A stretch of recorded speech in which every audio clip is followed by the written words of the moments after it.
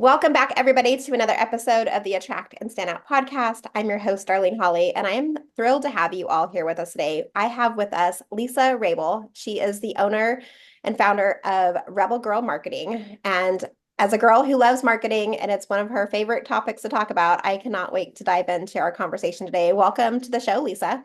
Thank you so much for having me. This is going to be fun. Yeah, I'm thrilled to have you. I can't wait to talk all the things. But before we dive too far into the marketing conversation, take us back. How on earth did you come to start your business and like what really inspired you to get going and create this life of yours? So I spent 12 years in corporate America sales and I did pretty well, but like I knew sales wasn't my long-term gig, you might want to say. And so when I kind of reinvented my career, I started working for not-for-profits doing event management and marketing. Then I started working for a company doing sales and marketing because I had the sales experience. And eventually I ended up being a marketing director for a couple of companies before I started my own firm. Um, I love the fact that I have a sales background because it really plays well into understanding both sides of that business development coin. You know, marketing only takes you so far, and then you have to sell something. And so for me, what I loved about starting my own business was I got to be authentic and I got to tell the truth. And in corporate, when you're like the leader of the marketing department, you can only say the truth so far because the CEO has their own plan and has their own like opinion about what marketing should and should not be. And which I don't like that word should, but Should. should don't yeah, I don't like shoulding on people. And so what I found is that I could finally, if I started my own business, I could tell business owners the truth about what's going to work and what's not going to work. And so for me, it was the freedom to do the things that I knew was right instead of the things I was told to do. And I think as you get older, you realize that to have the courage to do something like that. And I love it's I just celebrated my 7 year anniversary and it's been a whirlwind. It's been fun. Yeah, I bet. I love that you mentioned that when we're working in marketing for other people, like we have to kind of go off of their values, the culture they've created, the systems that they think are going to work, and what that looks like. What do you think is Yep. the hardest part as an entrepreneur then when you take that leap and you start your own business and you have all of this past training of marketing? How do you really uncover how you show up and what that piece really looks like? Yeah, that's a great question because it's hard. It's so hard to market yourself. I can create marketing for other people like that's like my favorite thing to do, right? I love to do speaking events and I love to do training. I love being guests on podcasts. But when it comes to marketing yourself as an entrepreneur, that you get a lot of roadblocks. And so like if that's what's happening to you, the listeners, is that like if you're trying to market yourself and you're hitting a roadblock because you don't know what to say, first of all, take a deep breath and give yourself some grace because every person finds that difficult to talk about themselves. It's almost like you want to like clone yourself and say, okay, like let's talk about ourselves now because what it's very difficult to find that like this is what I do really really well because sometimes it feels like bragging. Sometimes it feels like, especially where I'm from, like that whole Midwest nice, not supposed to be talking about yourself. You're supposed to be humble, all those kinds of things.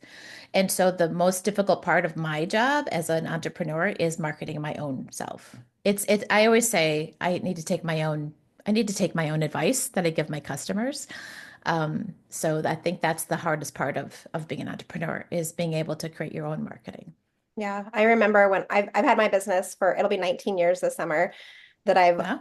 put my hat out there and hung up my shingle as a business coach. And the first 2 years were so hard. My background Hmm. prior to that was retail operations management, and I was great at customer service. I was great at helping people once they got in the door and like helping them find what they needed and that piece of business. But I never, up until I started my own business, ever had to go out and find a client and actually, put myself out there as the product, the Yeah. service in that moment. And it was so challenging because I remember going like I knew when I the clients that I did get like would go so well. Like my clients were getting great results, they were moving forward, they were making traction in their business.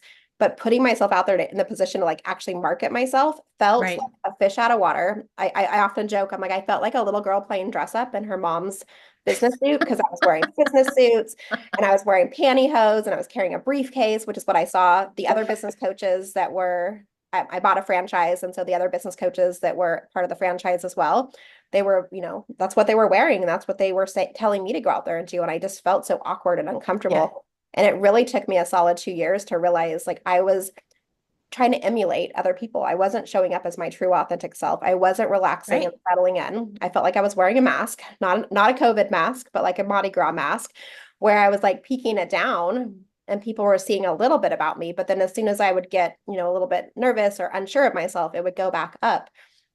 And so I'm Yeah. like, when you think about finding yourself in that place for marketing, what's like one or two tips that you tell somebody who's kind of new in that space and not sure how to let them be seen? Yeah, that's the whole should, right? Because I always talk about how I go back to when I get nervous and I get like and I'm unsure of myself, I go back to corporate Lisa. I go back to that, like buttoned up, like you said, suit kind of a person that I am not that kind of person at all. So it's like one of those things where you just have to, again, you have to pull back a little bit. So what I suggest is, what is your story? What is the story you want other people to know about you? Because marketing in itself is simply storytelling.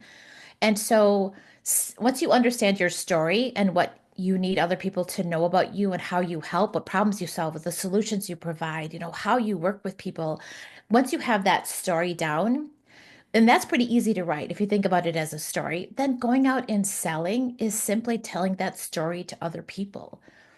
And so to pull back from feeling like you're selling and more just storytelling, because the more people who know your story, the more people who are going to remember you, and the more people who are going to like say, oh, when I have this need, I'm going to think of her first, or I'm going to think of him first. And so going out and telling your story as much as possible really helps put that, relaxes that fact that I have to sell, I have to do this. It's just go out and tell your story. Yeah. Why are you in the business that you're in? How do you help people?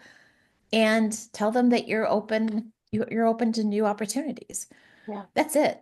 And then that way it doesn't feel so much like a pressure, like a task, like when I was in sales, there was always that quota holding over my head every time I did something. You got to meet your quota, meet your quota. And it's too much pressure. Just Yeah. go out and tell your story. Yeah, I love that you brought storytelling into it. It's one of my favorite topics to talk about in my business as well. I talk a lot about like your brand is your story, or your story Mhm. is your brand, I guess would probably be the proper way to say that. But like you have to share your story. And there was a stat that I read, it's probably been 3 or 4 years ago now, but it was said that people are 22 times more likely to remember you when you share stories. And Yeah. it's so true. Like some of my best memories are like when somebody was telling me a story or I was like captivated by what they were sharing with me. And it's because they go into storytelling mode. It's Yeah. it's like watching a movie, right? Like you get hooked by the story and then you have to like finish through, like you want to see what's going to happen and you want to finish through. And it's the same with, whether you're a coach or you're running a like whatever type of business you have, like you're going to be in a position where they're like, tell me more. Like they're leaning in and they're curious because of your story, which may not be exactly like theirs, but they see themselves in part of what you're sharing. And they're like, oh, I can see how that would happen, or something similar has happened to me. And it starts to connect those heartstrings. Yeah, 100%. When you tell the story, there's usually emotion, like you said, pulling on the heartstrings. So like that they remember things based on emotion. And and statistically speaking, if you have emotion in your pitch or you have emotion in your storytelling, you are so much more easily remembered. And Yeah. so like for me, what happens is that when I work with businesses or I work with individuals or I do a training session or something like that, it's always like it's your story, but it's their journey. Yeah. And so you have to remember the part of the story is it's about you, but it's more about telling them how you help people. And it's not about selling to the person you're talking to across from you. It's always about making sure that they remember your story so that Rolodex in their head of their contacts or their CRM, depending upon your age, how you remember things. Right. Um, the people that they know, that's what you're trying to get them to remember. So when they run across somebody who needs what you do, they remember your story and they remember you, and that's how the best way to get referrals. And Yeah. that's the best way to grow your business. Yeah. Yeah. 100%. Like I love that you mentioned like the Rolodex, but it's so true. Like our network is our network is our net worth. The more Yes. relationships we build, the more connection we have, the deeper those roots go, the easier it is for them to be like, oh, you know what? Darlene was just telling me the story the other day. Or, you know what? Right. Lisa was saying something the other day. She gave this information. And you know what? Actually, you need to connect with her because I think like what you just shared with me is exactly how she can help support. And when Exactly. those beautiful connections happen, not only does it make growing our businesses and our marketing easier, right? Like it helps the marketing and the sales piece because it's a referral coming in, but it gives us a fresh of breath air. Like to me, there's nothing more beautiful than somebody saying, Darlene, I'd love to introduce you to this person. I know. I think you two would connect really well. Like there's just something Mhm. powerful in that sentence of like, I think the two of you need to get to know each other. There's Yeah, something and you've there. already jump started the conversation. Like instead of like a cold conversation, you've already like leaps and bounds ahead of just trying to sell to somebody who doesn't know you. Yeah. And it's in that referral basis. So yeah, I have an entire training just on networking on purpose and that whole process that you just talked about. And I think that's the best part of my job is that it's helping business owners kind of feel confident and relaxed about going into networking. Because some people that I've met are actually they don't even go networking because they don't know what to say. Yeah. And I think that's so sad. Because so like for me at the power of your pitch training is great because it gives them that confidence to say, I know exactly what to say. I know exactly what my story is. I know exactly like who my target audience is. And so it's really fun to see them go out and succeed because they have that confidence to go and grow their network. Yeah, I love that. Yeah, absolutely. When you think about, uh, let me back up. I feel like I hear all the time that they confuse sales with marketing. Yep. Think marketing is sales. I think that sales is marketing. Can you kind of lay out like what's the difference between marketing and sales? And what are some like key things that we need to be conscious of when we're out there having these conversations? Oh, I love this question. I get this question so often. I just love it. So the best way and the simplest way for me to describe that is that in 1994, a guy named Bob Burg coined the phrase "know," K-N-O-W, know like trust. Yeah. It's a pretty common phrase. And if you haven't heard it, it's about people need to know you exist. They need to like what you say, and then they need to trust you enough to buy. So marketing is the no. It's like the brand awareness. It's like getting your name out there, telling your story kind of a thing. The like is the content. So what's on your website and what's on your blogs and what are you posting kind of a thing. So the no and the like is the marketing piece of it. And then from like to trust is the sales part of it. Mhm. And so you need both in your process to be able to really grow your business. So know, like, trust is a great way to think about your marketing and the process. And if you do your marketing well, the like to trust, that buying process is going to be very quick because they already trust you in what you're saying in your marketing. Yeah. Does that answer your question? Yeah. Can you give us an example of like the marketing piece from that no to like can maybe a case study, maybe a story of a client that you worked with where they maybe were having trouble connecting those dots and how you worked through it? Yeah, absolutely. So I had a client who was a photographer, but like they had like 200 photographers during because they had school districts as their main client. And so they were having a lot of problems with their e-commerce because their e-commerce sales was declining, especially with, COVID, they went from paper to e-commerce and all the things. And so what happened was they hadn't created a process in their email system, so they had four departments of types of photography. All four of them were emailing to the same ones and the same people. And so what happened was they didn't know who was who in the, so they couldn't trust anybody because they were getting different messaging, different branding, all from the same company. And so we Mhm. streamlined the email process to be able to, because that was how they did their main marketing to the school districts. And so what happened was we streamlined that process. So the branding was all the same and the message was all the same. They weren't getting two and three emails on the same day because the departments weren't talking to each other, right? And so what happened was we took this process and we streamlined it and we had one email template, we had one email message, we had one person in charge of emailing the people for the four different departments. They included it all in one. And so like what happened is that these school districts like, "Oh, now I know who you are. Now I understand who you are."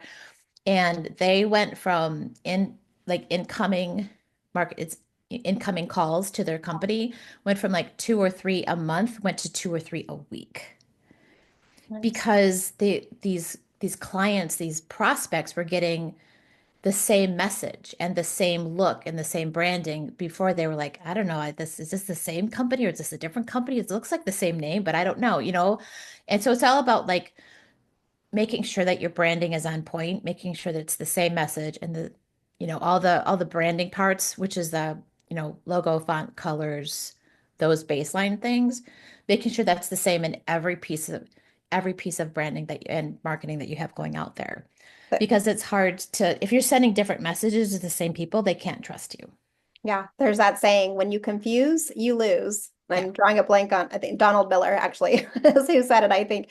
And it's so true. Like when you start confusing your message, or if you say too much and it's really unclear and it's not succinct and concise and like really what I call like a core message, like we have to Yeah. have a core message for our business so that people really truly understand who we are, what we do, and how we can help them.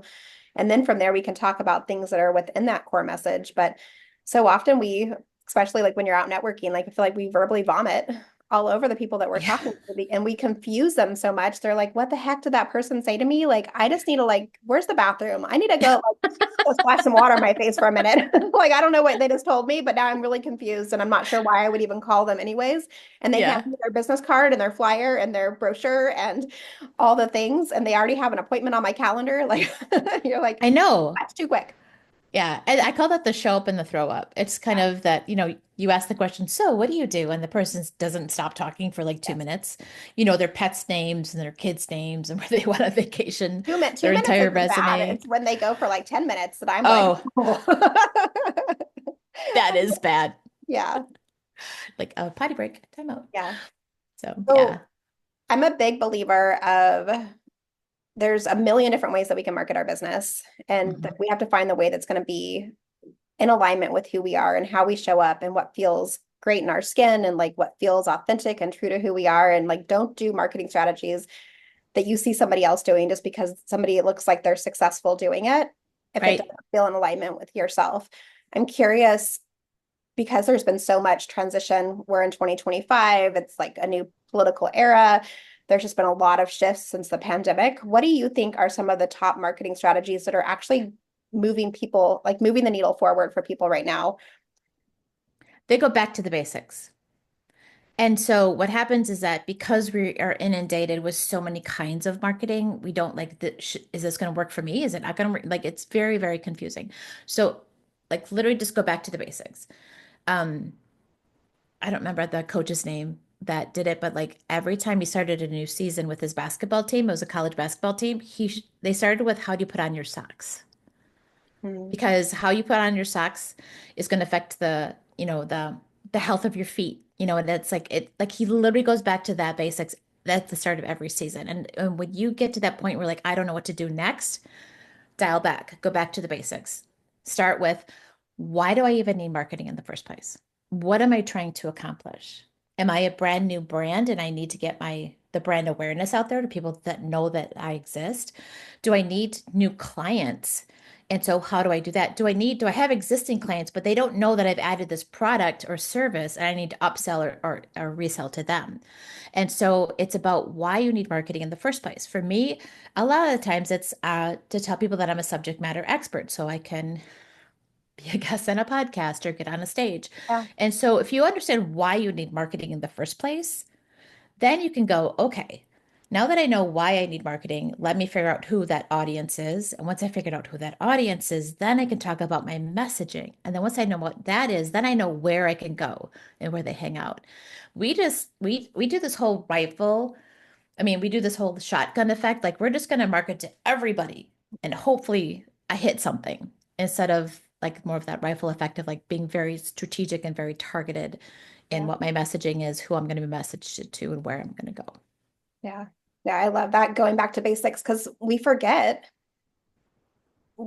to go back to basics. I think so often we're looking for the next shiny big object, or blinding shiny object that we see, or we see somebody that's doing something and we're like, oh, this person has so many followers and there's so many people engaging on their content.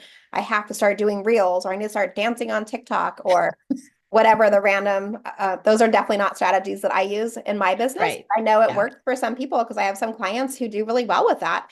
And I know for myself that I would never do it. Like if you told me, hey, Darlene, you need to go do a reel where you're dancing. And I'd be like, heck no, like that's not my style. It's not Yeah. comfortable. Like I would feel Yeah. like a back to like a little girl dressed in her mama's closet again. I'm like, this is out of my fish out of water. Like I don't feel Yeah. comfortable here. But like leaning into some of those basic skills and going back to the starting point, I think is so powerful, especially when you have a solid brand. Like sometimes it just needs a refresh. You just need to kind of go back to basics, go back to the drawing board and really see like what's working, what's not working, what's the next step I want to take? How do I continue to put myself out there? How do I keep showing up? I Hmm. know that's one of the things that oh, almost every entrepreneur I talk to, they're usually at a point where they're like, should I go back to corporate? Should I go back and get a 9 to 5? Because they feel like they're on this roller coaster ride. Like they have, unsteady income coming in. They have a great month and a low month. And they're like, maybe I can't do this. And when we get into the conversation, it's mostly because they just haven't given themselves enough time yet. They try it Yeah. 2 times. They go to a networking event twice and they don't make the connection they want. So like, oh, I must not be good at networking. I should stay home Yeah. and wear my pajamas and curl up on the couch and watch Netflix. And I'm like, but if you go that third and fourth and fifth and sixth time, Yeah. they start to know you. They start to like you. And then they start to trust you, like you were just Yep. sharing with us a minute ago. And that's like I feel like we give up right before the big win. We give Yeah. up one time too soon and then we lose that traction. So like continue to do something for 90 to 60 days is huge. You can't do it twice and just expect massive results. Exactly. So I have a gentleman that I started working with on a strategy session back in the beginning of December. And we literally sat down at our very first meeting. And I've known this person for years, but like he's been in business for a while, but he was at that, I think I just need to go get a job. Yeah. And we sat down. That was the first kind of thing he said to me. He goes, I don't know why we're sitting here because I don't know if I can succeed because he had just had a bad year. Yeah. And I go, well, just tell me more, right? So like, why did you have beer? All those things. And so that's what we did. We went back to basics. Okay. Why did you start your business in the first place? What are the 3 things you love to do that when you get in front of a client, you're their favorite things to do? So what we did is we literally got rid of all of his marketing that he has been doing. We started fresh. We started fresh with a new website, a new tagline, a new like pitch. We started just fresh with like that you built your business to be here, but you want to be up here. And so we built it as if he was already there and he talked like he was already there and did all that stuff. I got an email from him maybe a week or two ago, and he said, I just need to tell you that I got my 7th ideal client already for 2025. And so Amazing. he went from the beginning of December to I'm just going to go get a job Wow. to I now am at capacity with all and every client I have right now is the client I want to work with. And Mm. so it's about a mindset Yeah. because we can get so too much in our head like you were just saying. I'm just going to go like roll up in my pajamas with a bucket of ice cream and some Netflix and give up when it's just you have to have the mindset of like this is going to work and this is where I'm going to be. Yeah. I love Yeah. that. This has been such a fun conversation, Lisa. Before we jump into rapid fire questions, what's next for you? Like, do you have any big projects coming up, or what are you excited about later in this year? Oh, I just October of last year I launched book 2, which is a e-workbook, and it's going back to the basics. It's both the printed book, they're called the Rebel Girls Guide to Marketing. Um, one is the first book is an actual physical book. The second book is an e-workbook. And what I love about that is that it helps people go back to foundations. So what I'm doing is with that content that I've written in those 2 books, I've created a 8 mini session training on, let's say you just need to learn about your ideal client, like you need to just shore that up, or you just really need to get your pitch down, and I have trainings just on those. So you can pick and choose which one of the chapters and which mini training you just really need to focus on, and then just do that instead of, trying to do an entire full strategy session, which some people don't need. If Yeah, you just need to do one thing, and I'm really excited to launch that in April. amazing. I love it. Well, before we head off, I'd love to know if you could travel anywhere in the world, where would you go and why? I would I would go to Ireland and Scotland and in that area. I've always wanted to, take in the culture and the scenery and all of those kinds of things. I'm not a beachy kind of tropical girl, so I think those kinds of climates, I love that kind of climate, but I just think the history there is just fascinating and I'd love to go there.